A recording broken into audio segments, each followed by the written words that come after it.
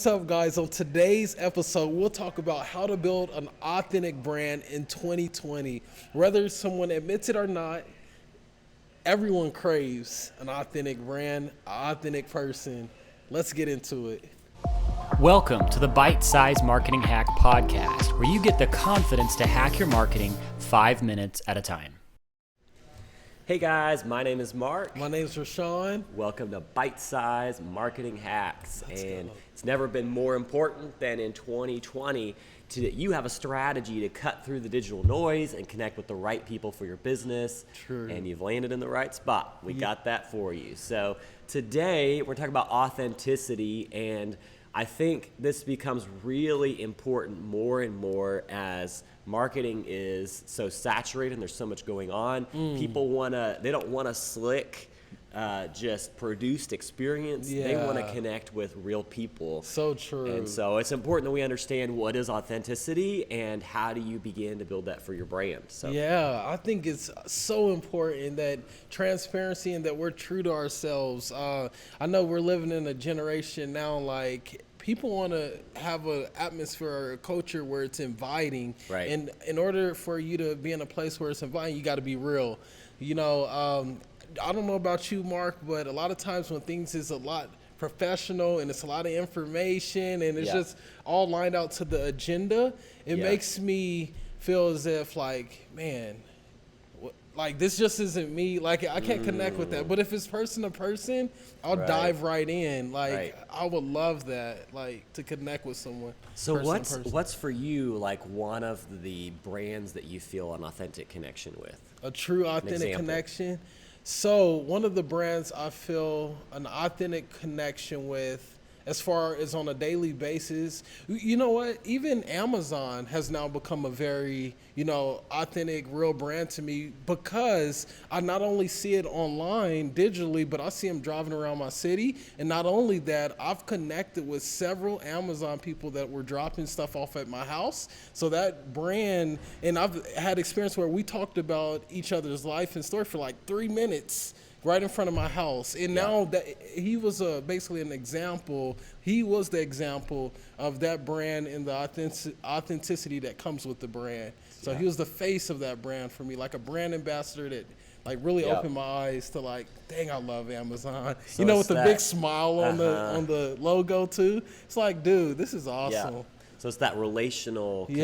Yeah. I think for me, one of the guys that I really do see what he's doing as a real trendsetter is Gary Vee. Yeah. And I think we've talked about him a lot on the podcast. So if you're not following him, at Gary Vee, on whatever. I think that's on all of his platforms. But, he just shares in a way that's informal. Yeah. So, like, using emojis and speaking in a kind of tone of voice that doesn't feel as professional, and the kind of ways that he speaks to issues that are at the heart of people and not just surface level stuff. So it feels like it connects in a deeper way. Would you say that's true? Definitely. And I think that's what makes people, like, truly connect to him. He's 100% him. Yeah. And he doesn't necessarily even have a filter. So be cautious if you go listen. Yeah. Like, it's not, you gotta eat the meat, spit the bones. His type language thing. and stuff. Yeah. But what's amazing about that, he's truly true to him, and that's why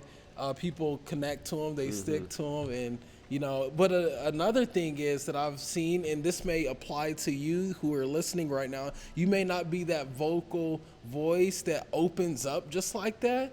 Here's something that I've done recently through TikTok. I've just went up to random people, after the fact. I would get their permission if I could post it, but I would just go up to random people, do a video, and just interview them, just make their day. I've seen you been doing that. I've seen that. Yes. And the video I posted less than 24 hours ago on TikTok wasn't necessarily even me in front of the camera, but I was, like, interviewing someone, and it got over 2 million views. But the lady it's coming real time out of what she was going through and what she's walking through, and I just pointed back to what I believe, Jesus. So I think this is my definition, and this has helped me, because I'm also, we talked about this in our podcast, I'm also a preacher and just Jesus follower. We talked about that.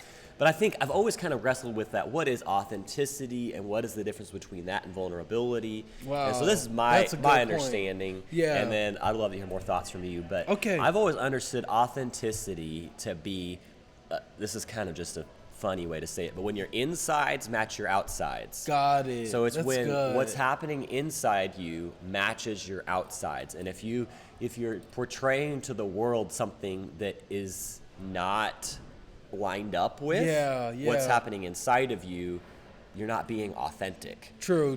So then that is more helpful when you talk about what is vulnerability. Well, vulnerability happens when we let someone inside. Wow. And I think it's helpful because you don't have to let every single person into every single area and every single struggle and every single thought in your life to be authentic. So true. You can be somewhat vulnerable and let them in a little bit and be authentic in a way that people are going to feel connected to you. Yeah. But nobody, I mean, to be honest, I think authenticity is good, but nobody wants to be following a business that's actually asking them for help and asking them for like, what should I do for this? Like, if they're struggling so much, they're asking you, the consumer. You're like, I got enough friends already, right? Yeah, so it's like there's so a balance there.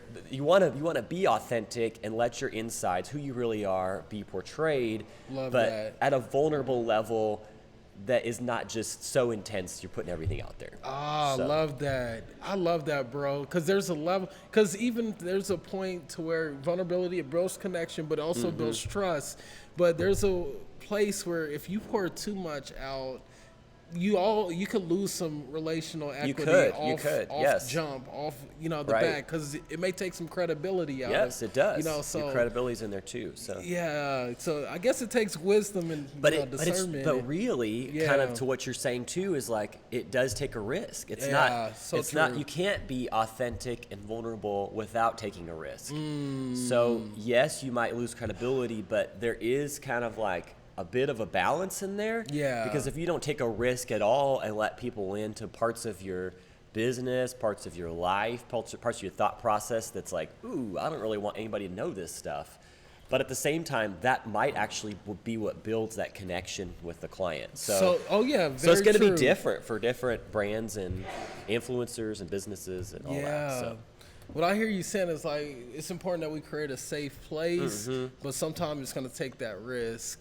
And cultivating that, it should be our long-term journey. It's good. For our company and brand. Right. That's really good. Okay. Yeah, what else you got? That's it. Oh, so I was looking at, it also helps you become approachable too. Yes. Like, we talked about inviting and things like that, but a lot of times when our life seems perfect and everything seems easy, people can't connect with that. It's true. When you share the difficult parts and the struggles that are going on within your business, and even some of the things like, hey guys, you helped us out in this, and this where we messed up, and sort of letting that broadly be seen, I think it also creates a culture of honor too. Yeah. Like, being able to share where your weaknesses are and, really.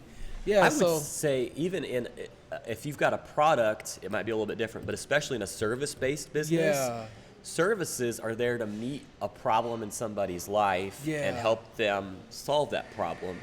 And so the more that you can be vulnerable about how you struggled in that area and you're still applying this service in your own life, the more they can see you as approachable. So true. Especially if you got a service-based, if you're in a service-based industry, be authentic. Yep, there we go. I love that. I'm glad we tapped into this. Yes. I think what sort of propelled us into this podcast was 2 podcasts ago where we were, in more detail. So go back and listen to it. Yeah. We're talking about some other things. So go and listen to it. Well, anything else today? Today, I think we appreciate you guys, and make sure you rate, review, and subscribe. Awesome. This community has been awesome to really just grow with you guys and learn more.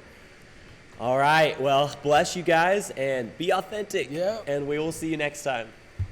Thanks for joining us. Be sure to rate, review, and subscribe. And visit us at bitesizemarketinghacks.com for more resources and episodes that will help you hack your marketing 5 minutes at a time.